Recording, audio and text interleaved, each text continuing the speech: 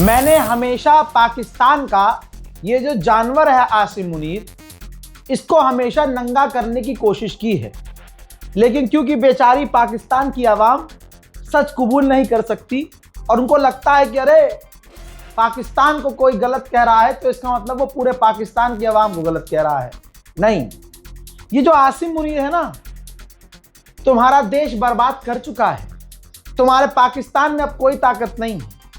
सारी ताकत को जब्त करके ये आसिम मुनीर बैठा हुआ है। जब चाहता है, जो चाहता है, जैसा चाहता है वैसा करता है। ईरान और इजराइल अमेरिका की जंग में जहां तमाम शैतान अमेरिका इजराइल के साथ हैं और कुछ ईमानदार जिनका ईमान इस्लाम नहीं है लेकिन इंसानियत तो है, तो वो खड़े हैं ईरान के साथ। तो ऐसे में ये जो पाकिस्तान की सरकार है, पाकिस्तान के लोगों की बात नहीं कर रहा हूं, पाकिस्तान की जो सरकार है वो पूरी तरह से इजराइल के साथ है। आप कहेंगे भाई कैसे ये हवाई बातें कर रहे हो? नहीं, चलिए कुछ चीजें पहले याद दिलाता हूं और अभी हैंड टू हैंड दूध का दूध पानी का पानी हो जाएगा। पूरी दुनिया में सबसे ज्यादा शिया सुन्नी कहां होता है? पाकिस्तान में होता है। पूरी दुनिया में सबसे ज्यादा शिया समुदाय का नरसंहार कहां होता है? पाकिस्तान में होता है। पूरी दुनिया में सबसे ज्यादा आतंकवादी संगठन कहां है? पाकिस्तान में। पूरी दुनिया में 12 महीने धमाके शिया समुदाय को टारगेट करके उनकी मस्जिद, उनके इमामबाड़े, उनके रोजे में कहां होता है? पाकिस्तान में। यह करवाता कौन है? आसिम मुनीर। कहेंगे भाई ये लाइन बड़े आराम से बोल दी आपने बिना एक्सप्लेन किए। मुझे एक्सप्लेन करने की जरूरत नहीं है। पाकिस्तान के जो शिया समुदाय हैं वो पहले से कहते आए हैं कि ये जो कुछ करवाता है ये आसिम मुनीर करवाता है। अब वो खुलकर सामने आ रहा है कि आसिम मुनीर का पक्ष क्या है और पाकिस्तान की शहबाज शरीफ का पक्ष क्या है, किस तरफ है ये।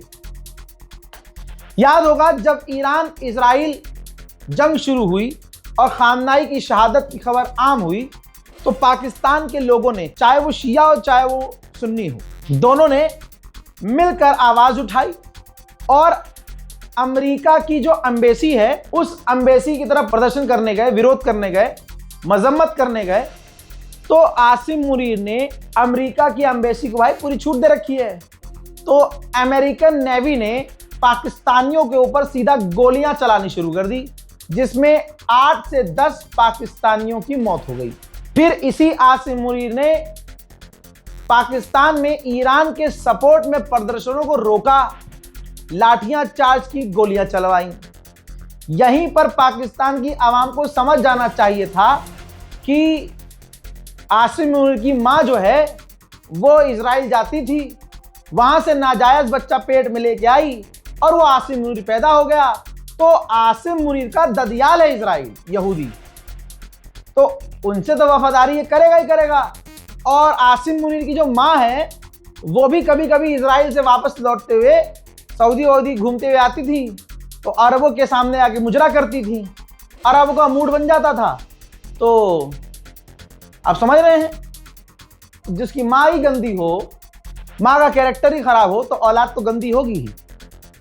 आसिम मुनीर पैदा हुआ एक घिनौना आदमी जो अपने मुल्क से ही वफादार नहीं है, अपने लोगों के लिए वफादार नहीं है। फिर इसी आसिम मुनीर ने क्या किया? इमरान खान की जिंदगी को तबाह कर दिया। वो इमरान खान जो पाकिस्तान का एक वाहिद ऐसा कैरेक्टर था जो पाकिस्तान की तस्वीर बदल सकता था, पाकिस्तान को इंटरनेशनल लेवल पर लेके जा सकता था, लेकिन आज उसे जेल में रखकर अंधा कर दिया है, एक आंख का बेकार कर दिया है इस आसिम मुनीर की सरकार ने, इस शहबाज शरीफ की सरकार ने। जिस शहबाज शरीफ के नाम में शरीफ है उसके जमीर में कोई शराफत नहीं है, सिर्फ हरामीपना भरा हुआ है, ये याद रखना।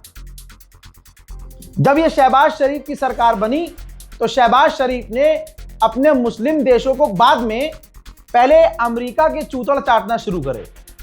डोनाल्ड ट्रंप की खूब जमकर तारीफ की। मुझे यहां सबूत देने की जरूरत नहीं है, आपका ईमान जानता है, हर एक बात मेरी सच्ची है। आसिम मुनीर 3 से 4 बार अमेरिका गए डोनाल्ड ट्रंप जो एक दुनिया का बदतरीन इंसान है, उनको आसिम मुनीर पसंद है, उनको शहबाज शरीफ पसंद है। तो आप समझिए, दुनिया के सबसे गंदे आदमी को जो दो आदमी पसंद हैं, एक गंदे आदमी की पसंद क्या हो सकती है? मोहल्ले की सबसे गंदी चीज गंदे आदमी को तो पसंद आएगी। तो भाई ये डोनाल्ड ट्रंप को दो लोग बड़े पसंद आए, आसिम मुनीर और पाकिस्तान का शहबाज शरीफ। अब वो इनकी तारीफ करता है, ये उनकी तारीफ करते हैं और पाकिस्तान का करता है। बिल्कुल मोहतरम हजरात, ये सारी बॉन्डिंग देखने के बाद क्लियर हो गया था मुझे, ये पर्सनली बता रहा हूं कि पाकिस्तान अब किसी भी न गाजा के लिए बोलेगा, न फिलिस्तीन के लिए कुछ करेगा। देखिए, लल्लो जबान से बोलना तो हमारे मोदी जी बोलते हैं और बहुत बढ़िया बोलते हैं। हमारे मोदी जी को अच्छा बोल लगा। अब बताओ, हमारा देश मुस्लिम देश नहीं है, पाकिस्तान मुस्लिम देश होने का क्लेम करता है, लेकिन फिलिस्तीन के लिए कुछ किया, गाजा के लिए कुछ किया? यहां तक कि करने की बात आई तो ईरान के खिलाफ ही चीजें कर रहा है। इस दौरान जब लोगों ने पाकिस्तान में प्रदर्शन ईरान की मोहब्बत में किया, तस्वीरें अमेरिका को दिखी, अरब देशों को दिखी, तो आसिम मुनीर को फोन आया अरब से, बिन सलमान का। तो शहबाज शरीफ पहले भागता हुआ गया इसी जंग के दौरान, और पाकिस्तान का प्रधानमंत्री वहां बिन सलमान से और तमाम दीगर नेताओं से मिला। उन्होंने जो है चाबी भरी, उसके अंदर जो है सुई लगाई जहर का और चंद डॉलर का कि भाई हम तुम्हें देंगे पैसा। पाकिस्तान की तरफ से ईरान का समर्थन बंद हो जाना चाहिए। पाकिस्तान का प्रधानमंत्री वापस गया।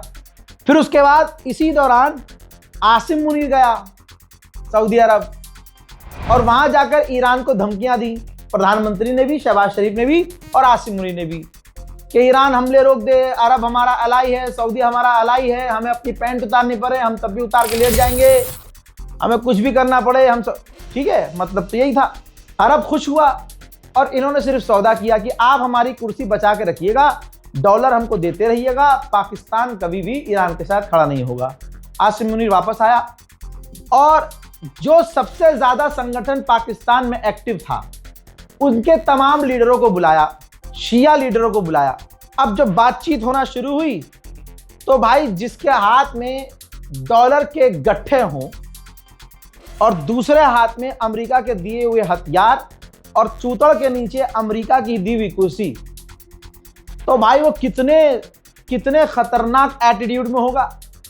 उसने उलमाए कराम से, शिया उलमाए कराम से कह दिया कि ईरान के लिए ज्यादा मोहब्बत आ रही है, ज्यादा फुदक रहे हो तो ईरान चले जाओ। अब आप सोचिए, एक देश का जर्नल अपनी आवाम के लीडरों से, जो उसकी आवाम में एक कम्युनिटी है उसके लीडर से कहता है बदतमीजी करता हुआ, जिनके सर पे अम्मामा है, कहने के लिए आसिम मुनीर मुसलमान है, बेइज्जती करता है, अपमानित करता है और कहता है कि ईरान के लिए मोहब्बत है तो ईरान चले जाओ। अब सोचिए, भारत के अंधभक्तों में और आसिम मुनीर में कोई फर्क नहीं रहा, बल्कि 1% भारत का प्रधानमंत्री हर लिहाज से बेहतर है। भारत का अंधभक्त भी आसिम मुनीर से लाख गुना बढ़िया है, क्योंकि अगर ये मुसलमानों को कहते हैं कि ईरान चले जाओ तो ये कह सकते हैं क्योंकि ये हमारे मजहब को नहीं समझते, न ये हमारी धार्मिक मजहबी मोहब्बत को ईरान से समझते। लेकिन आसिम मुनीर उस हराम के पिल्ले का नाम है कि जो मुसलमान होने का ढोंग रखता है यहूद की औलाद। वो कैसे है मैंने समझा दिया है, लेकिन एक मुसलमान होने के बाद ये मुसलमानों के संगठन से कह रहा है कि ईरान के लिए मोहब्बत आ रही है तो ईरान दफा हो जाओ। अब इसके बाद इसने बोल तो दिया जोश जोश में, लेकिन ईरान की जिस कम्युनिटी को इसने ये बातें बोली हैं, उस कम्युनिटी से 20% फौजी अकेले उस कम्युनिटी के पाक आर्मी में हैं और सबसे ज्यादा जान देते हैं और सबसे ज्यादा बहादुर। ठीक, अब वहां के लीडर्स ने, मुस्लिम रहनुमाओं ने खुली चेतावनी दे दी है और आसिम मुनीर के खिलाफ अब हर जगह एहतजाज हो रहा है और होना भी चाहिए। ये अमेरिका और इजराइल का गुलाम है और कुछ नहीं है। पाकिस्तान की आवाम जितना देर से उठेगी उतना ज्यादा नुकसान होगा। पॉजिटिव और अच्छी बात यह है कि पाकिस्तान का शिया और सुन्नी ज्यादातर समझ रहा है कि शिया सुन्नी भाई भाई हैं और आज के दौर में भी अगर शिया सुन्नी किया तो कल को पाकिस्तान की सरकार हमारा बेड़ा गर्क कर देगी, और अभी भी बेड़ा गर्क ही है, लेकिन कल ये कुछ भी करेगी और तानाशाही खुलकर होगी। अब पाकिस्तान के उलमा जो शिया उलमा हैं उनका चैलेंज सुनिए। ज्यादातर उलमाओं का यह कहना है कि अगर हमारे सीने में ईरान की मोहब्बत है और तुम कह रहे हो कि ईरान चले जाएं हम, तो तुम्हारे सीने में तकलीफ इजराइल के लिए है तो तुम इजराइल चले जाओ। हम मुहब्बे पाकिस्तानी थे, मुहब्बे पाकिस्तानी हैं और मुहब्बे पाकिस्तानी रहेंगे। हमें आपके सर्टिफिकेट की ज़रूरत नहीं है। आपने ये कार्रवाई करके और शिया ने हैदर करार को ये कह के कि आप अगर ज़्यादा हैं तो ईरान चले जाएं, आपने सबसे पहले अपने आप को मुतनाज़ बनाया और फिर पाकिस्तान की आर्मी को मुतनाज़ बनाया। ये पाकिस्तान की फ़ौज है, इसमें शिया भी हैं और दूसरे मज़ाहिब के लोग भी हैं। पाकिस्तान बनने से पहले भी तमाम मुसलमान इकट्ठे रहते थे और पाकिस्तान बनने के बाद भी हम तमाम मुसलमान मकाते भाईचारे के साथ यहाँ ज़िंदगी गुजार रहे हैं। और आपके इल्म में होना चाहिए कि शिया ने हैदर करार इस मुल्क के खालिक हैं। शिया ने हैदर करार है जिन्होंने इस मुल्क को लीड किया बनाने में। ये मुल्क ला इलाहा इल्लल्लाह की बुनियाद पर हमारे से वजूद में आया, ये इस्लाम के नाम पर वजूद में आया। यहाँ मजहब की फिक्री आज़ादी है। हमारा रिश्ता है मकामात मुकद्दसा के साथ, मजहबी रिश्ता है ईरान के साथ। कुम हो, मशहद हो, नजफ हो, करबला हो, सामरा हो, काज़मैन, ये हमारे मजहबी मराकज़ हैं। मक्का हो, मदीना हो, जो हमारे मजहबी मराकज़ हैं। जितनी हमें मक्का और मदीना से मोहब्बत है उतनी हमें मशहद और कुम और नजफ, करबला और सामरा, काज़मैन से मोहब्बत है। इसलिए आपके इल्म में होना चाहिए। आपने जो रवैया अपनाया और शिया ने पाकिस्तान और इस मजहब के उलमा को बुलाकर थ्रेट करने की कोशिश की, डराने की कोशिश की। खुद आपने 2 घंटे तकरीर की, उलमा की भी तो आरा लेते, उलमा अपनी आरा देना चाह रहे थे और आप वहां से 2 घंटे की तकरीर करके रफू चक्कर हो गए। आप पाकिस्तान के मुलाजिम हैं, आप हमारे टैक्सों पे जिंदगी गुजार रहे हैं। ये आपके वर्दी जो है ये पाकिस्तान की वर्दी है, आर्मी की वर्दी पाकिस्तान की वर्दी है। इसलिए मेहरबानी फरमाएं, अपनी लैंग्वेज को भी दुरुस्त करें। मोहतरम हज़रात, अब ये चीज क्लियर हो गई थी कि आसिम मुनीर और शहबाज शरीफ की सरकार अपनी असलियत दिखा चुकी है। उलमाए दीन का अपमान उसने किया। अब इसके बाद सड़कों पर, अब देखिए मैं ये नहीं कहूँगा कि ये वीडियो अभी का है, हो सकता है 4 महीने पहले का हो, लेकिन आसिम मुनीर का कैरेक्टर वहाँ के शिया उलमा समझ चुके थे। किस तरह से एक शिया आलिम दीन ने जो बातें कही हैं, सुनिए। आतंकवादियों को पनाह देने वाला आसिम मुनीर है, आतंकवादी तंजीमों को चलाने वाला यही पाकिस्तान है। सुनिए। तकफीरी गिरोह को तुमने पाला, दहशतगर्दों को तुमने पाला, हमारी नस्ल कुशी तुम लोगों ने की। अभी बकवास करते हो, यहाँ से निकलो। शर्म नहीं आती तुम लोगों को? पाकिस्तान के स्कॉलर्स ने तो अब आंदोलन छेड़ दिया है। आसिम मुनीर की ऐसी की तैसी होना शुरू हो चुकी है। आसिम मुनीर को एक पालतू, अमेरिका के पालतू कुत्ते की तरह ही देखा जा रहा है। शिया स्कॉलर ने तो कह दिया है कि जहां ये वर्दी है वहीं दहशतगर्दी है। वीडियो। हाँ, दहशतगर्दी है, इसकी पीछे वर्दी है। ये नारा गलत है। क्यों? जहां दहशतगर्दी है इसकी पीछे वर्दी नहीं। मैं नारा लगाता हूं, इसका जवाब दें। जहां भी ये वर्दी होगी, जहां भी ये वर्दी होगी, जहां भी ये वर्दी होगी।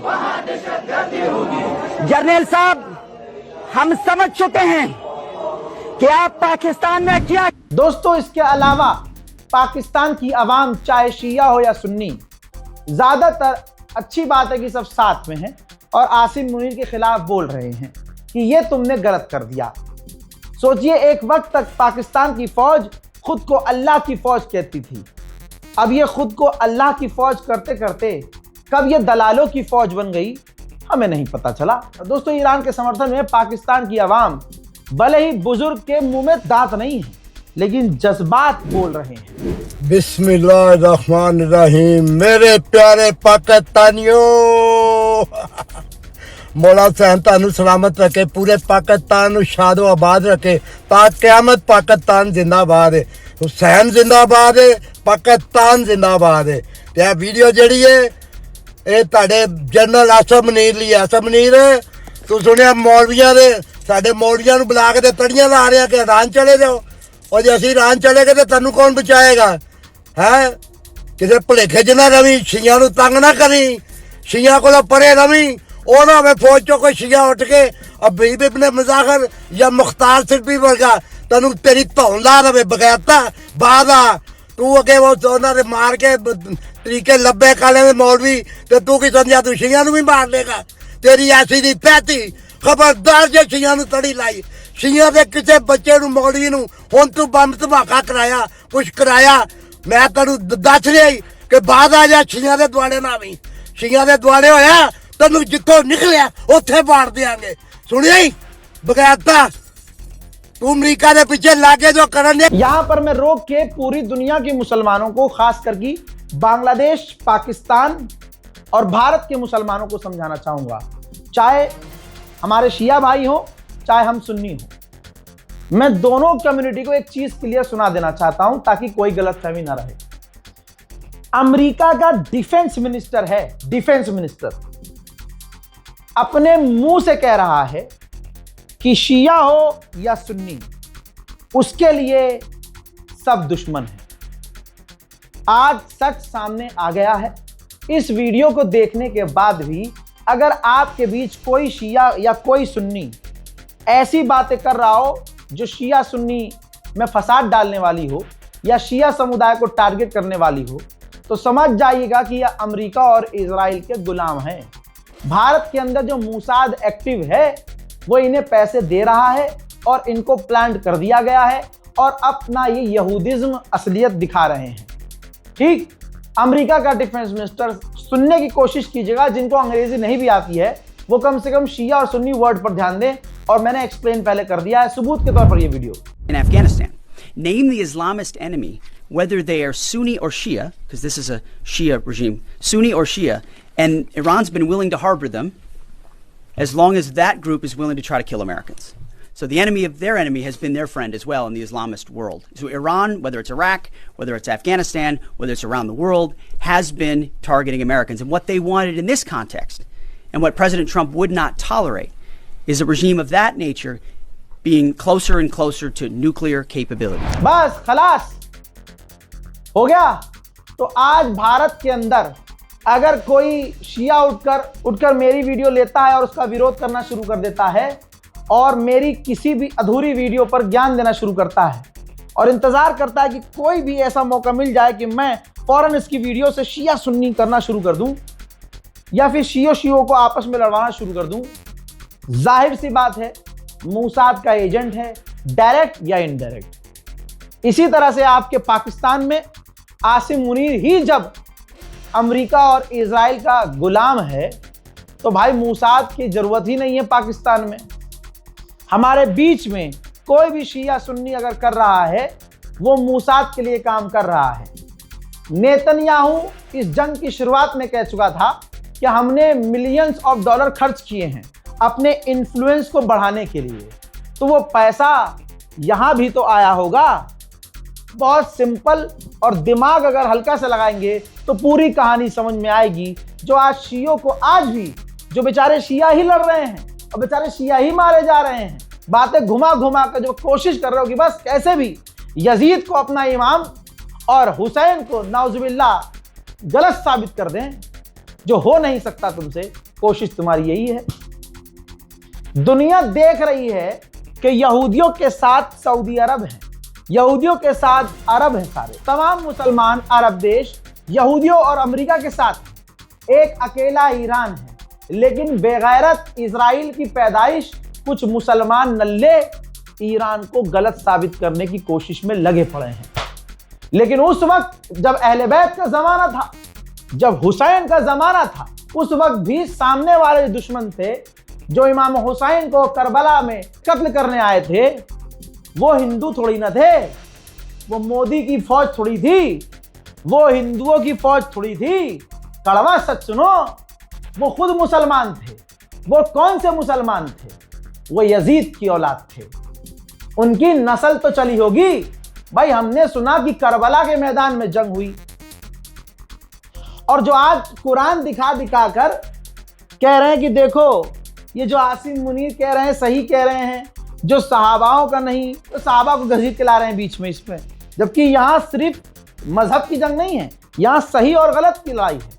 तो अगर जो कुरान इस बीच में उठा रहे हैं इजराइल को नाउजुबिल्लाह, अमेरिका को सही साबित और तौबा तौबा अरबों को सही साबित करने के लिए, तो मैं उनके मुंह पर पेशाब करते हुए एक बहुत बढ़िया दलील दे रहा हूं। तुम्हारे बाप दादाओं ने करबला में भी कुरान उठाया था, लेकिन नेज़े पर उठाया था। वाक़या करबला सुना है ना, जब यजीद की फौज ने सर तन से हुसैन का जुदा कर दिया तो नेज़े पर कुरान उठाया था।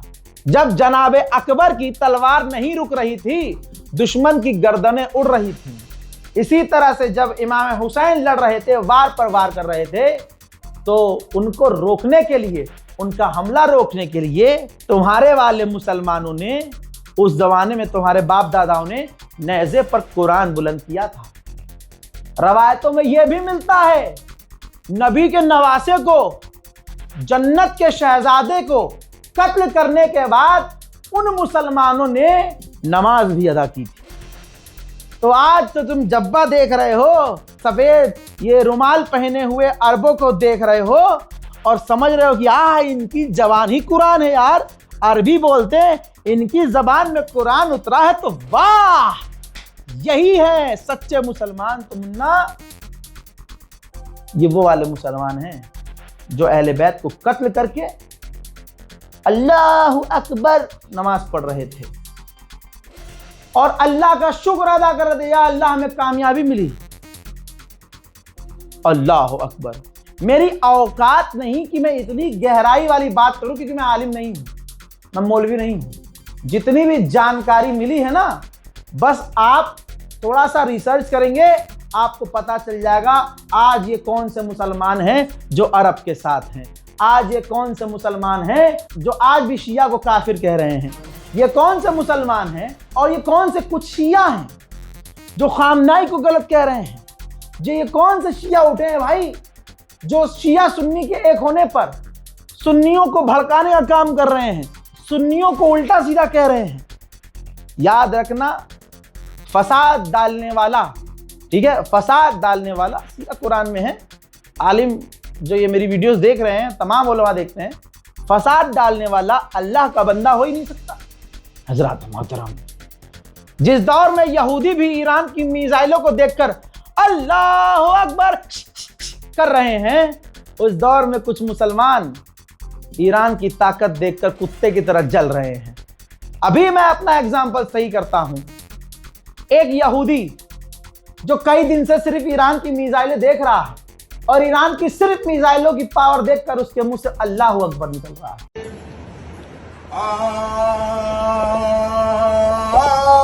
अल्लाहु अकबर, अल्लाहु अकबर, अल्लाहु अकबर, अल्लाहु अकबर, अल्लाहु अकबर, अल्लाह याखदक।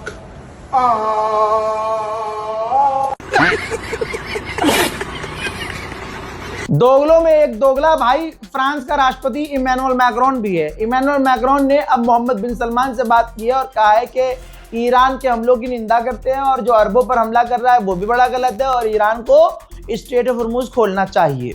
मैं कह रहा हूं, जिसकी माँ ने दूध पिलाया है पाक, तो ईरान के सामने सीधा सीधा आओ। जब ईरान से सामना होता है तो फ्रांस ने कह दिया हम नहीं जाएंगे स्ट्रेट ऑफ हॉर्मुज़ में जी, हम नहीं लड़ेंगे, मना कर दिया।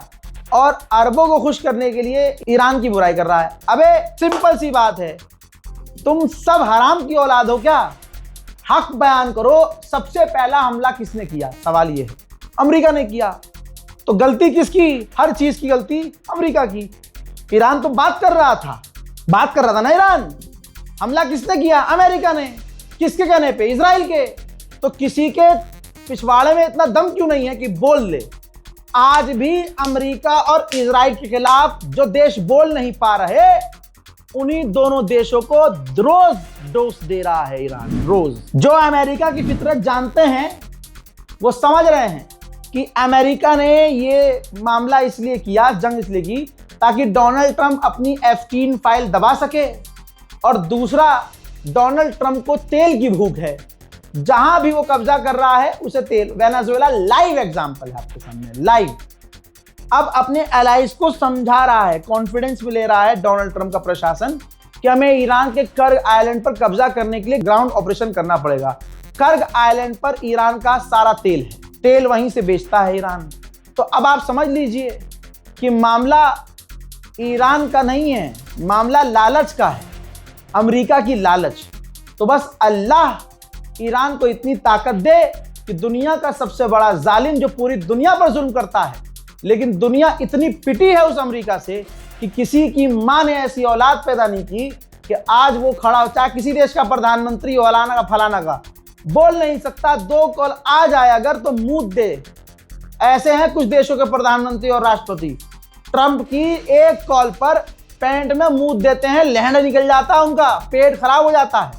उसी अमेरिका को बजा रहा है ईरान 22 दिन से। अब ये डोनाल्ड ट्रंप का एनवॉय है, इसने कहा है कि हम कर्ग आइलैंड पर कब्जा कर सकते हैं जब हम जापान के इवो जिमा पर, इवो जिमा एक ऐसी जगह है जो बहुत इंपॉर्टेंट जगह थी, और जब जापान में ये परमाणु बम दागा था इन्होंने, तो जापान को सरेंडर करना पड़ा था भाई। और उस जंग में, जिस जंग की तारीफ कर रहा है कि हमने इवो जिमा पर कब्जा कर लिया था, उस जंग में अमेरिका के 26,000 फौजी मारे गए थे। तो फैक्ट दोनों नहीं बता रहा है, लेकिन अभी पापा जिंदा हैं इनके, हम अब्बा हैं इनके जिंदा, बता रहे हैं ना, अमेरिका के 26,000 फौजियों को मरना पड़ा था, मर गए थे। और जीता भी अमेरिका तब था जब इसने परमाणु इस्तेमाल किया था।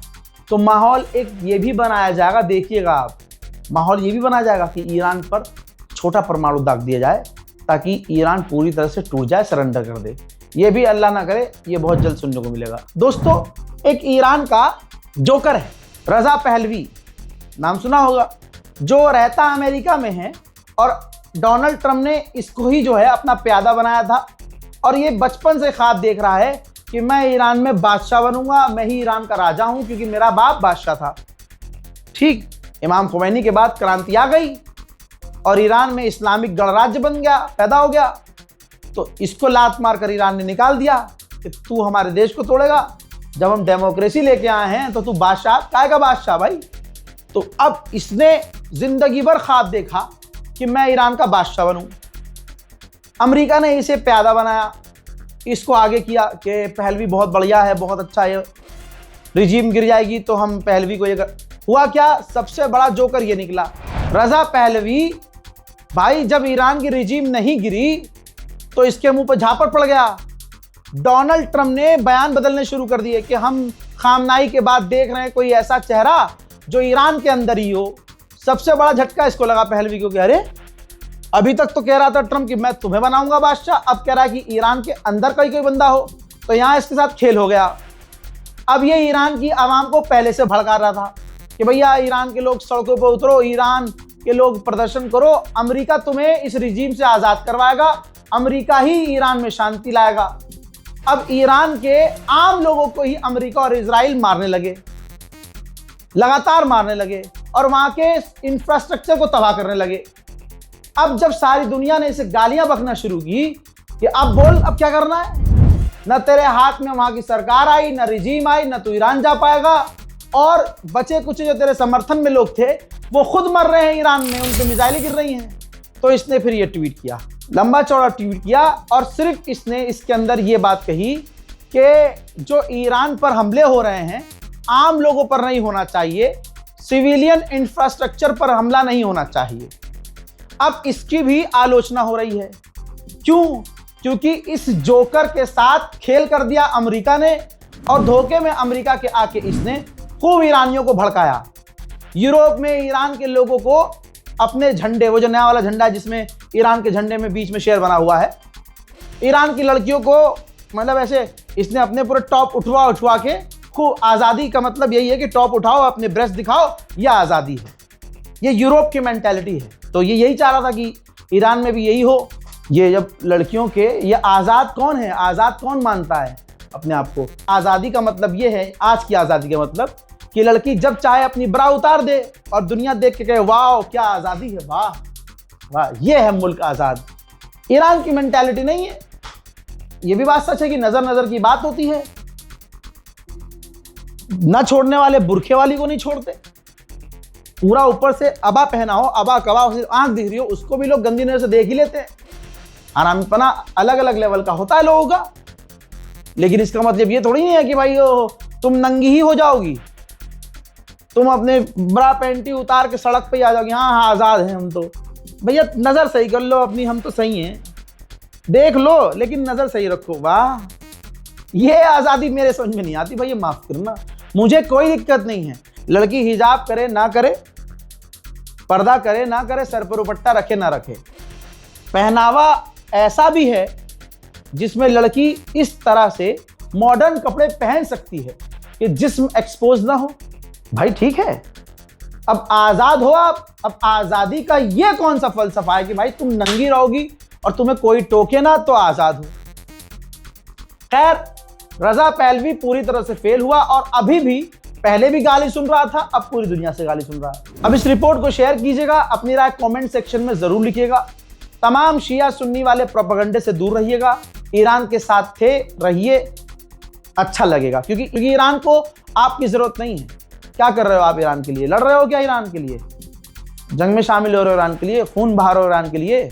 कर रहे हो? कुछ नहीं कर रहे हो। ईरान ने आपसे मदद मांगी भी नहीं है। ईरान ने बस इतना कहा है कि लोग हम पर प्रेशर डाल रहे हैं कि मदद अगर हम करनी चाहें अपने पास से तो कैसे करें।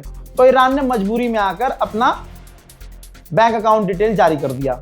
ईरान ने नहीं कहा हमारी मदद करो। खामनाई ने, वहां के रहबर ने पता नहीं दुनिया भर के कितने मुसलमानों को और कितने मौलवियों को पाला है। सच सुन लो तुम, हम करेंगे ईरान की मदद, है हमारी औकात? कोई औकात नहीं हमारी। रहबर मुअज्जम ने दुनिया भर के मुसलमानों को पाला है, हर मौलवी की मदद की है। जो भी दरे हैदर पर गया वापस खाली हाथ नहीं आया है। ईरान ने ये नहीं देखा मदद मांगने वाला शिया है या सुन्नी है। खामनाई और ईरान के जितने लीडर हैं हमेशा से कहते रहे, अब वो नारा चल रहा है ना, ईरान से आवाज आई, शिया सुन्नी भाई भाई, ये आज सुनाई दे रही है हमें, पहले क्यों नहीं सुनाई थी इन लोगों को? अरे ईरान से हमेशा आवाज आ रही थी, शिया सुन्नी भाई भाई, शिया सुन्नी भाई भाई। आज जो हमारा भैया हम मदद करेंगे, अगर ईरान को आपकी मदद की जरूरत नहीं है। हाँ, आपका मन है तो आप मदद कर रहे हैं, या आपका बड़प्पन है, या आपकी मोहब्बत और वफादारी है अपने मजहब के लिए, अपने ईमान के लिए, अल्लाह के नाम के लिए और उस अल्लाह के बंदे के लिए जिसने शहादत दी। आपके दिल में मोहब्बत है उस शख्सियत, उस कैरेक्टर की, जो कैरेक्टर अकेला पूरी दुनिया के शैतानों से लड़ रहा है, अकेला। वह तो इज्जो मंतशा वह तो जिल्लो मंतशा, इज्जत और जिल्लत देने वाला अल्लाह है। अगर आज ईरान को इज्जत मिल रही है तो जाहिर सी बात है, कौन दे रहा है? हम और आप दे रहे हैं। हम कौन होते हैं भाई? ईरान की मदद करो भाई, मदद अच्छे से करो, लेकिन ये भी याद रखो कि हम ईरान के लिए सिर्फ इतना ही कर सकते हैं कि दुआ कर सकते हैं, मदद कर सकते हैं जो भी हमारे पास है। जैसे कश्मीर के लोगों ने दिल जीत लिया पूरी दुनिया का। बार बार ईरान पीपल ऑफ इंडिया को मेंशन कर करके पीपल, लोगों को शुक्रिया अदा कर रहा है। बात अलग है, लोगों को कर रहा है, समझ रहे हैं आप? इशारा लोगों को कर रहा है, हिंदुस्तान के लोगों को। बहरहाल इस वीडियो में वो मुद्दा नहीं है। इस रिपोर्ट को शेयर कीजिएगा, चैनल को सब्सक्राइब कीजिएगा। जय हिंद।